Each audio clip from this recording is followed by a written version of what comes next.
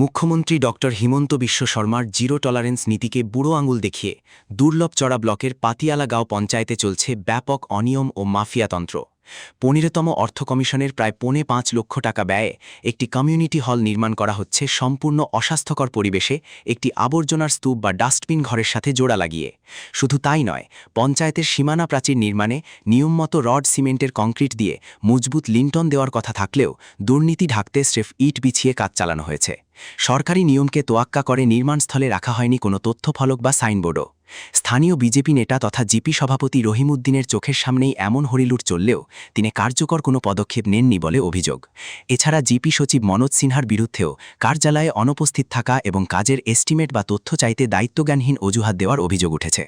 শাসক দলের নেতার নাকের ডগায় চলা এই নজিরবিহীন জালিয়াতিতে স্থানীয় সাধারণ মানুষের মধ্যে তীব্র ক্ষোভের সৃষ্টি হয়েছে। এলাকার বাসিন্দারা অবিলম্বে এই দুর্নীতির সাথে জড়িতদের বিরুদ্ধে কঠোর বিভাগীয় তদন্ত ও আইনি ব্যবস্থা নেওয়ার দাবি জানিয়ে জেলা প্রশাসন ও স্থানীয় বিধায়কের জরুরি হস্তক্ষেপ কামনা করেছেন।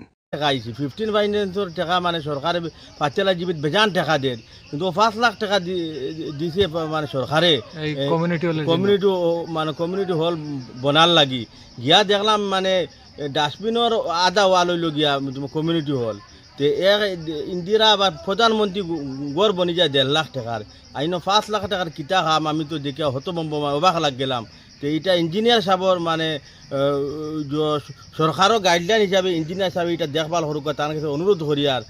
আর আমি এখানে কোনো তথ্যফলক সাইনবোর্ড লাগাই আর কোনো সাইনবোর্ডও নাই কত টাকার কাজ না কাজ এবারে কাজ যেটা ওই যে এটা 20টে তোমার যার গিয়া ও সব দইয়া বালি সিমেন্ট যার গিয়া এটা বালির মধ্যে মাটি এরপরে জিপিত গিয়া জিপি সেক্রেটারি মিলে না, প্রায় সময় জীবিত কোনো মানুষ পাওয়া যায় না, এমনি দরজা জানালা খোলা থাকে। আচ্ছা, এইসব দুর্নীতি নিয়ে আপনি কি বলতে চাইবেন সরকারকে? আমি মানে এইসব দুর্নীতির মানে এটা আমি চাই আর মাননীয় মুখ্যমন্ত্রী মহোদয়ের তার যাতে দৃষ্টি আকর্ষণ হয় পাতিয়ালা জীবিতে এই দুর্নীতি মানে যেরকম দূর করা যায় ওটা তার একটু খেয়াল করতা, একটু লক্ষ্য রাখতা।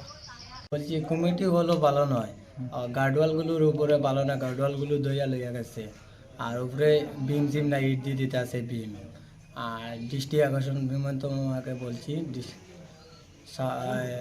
তদন্ত করিয়া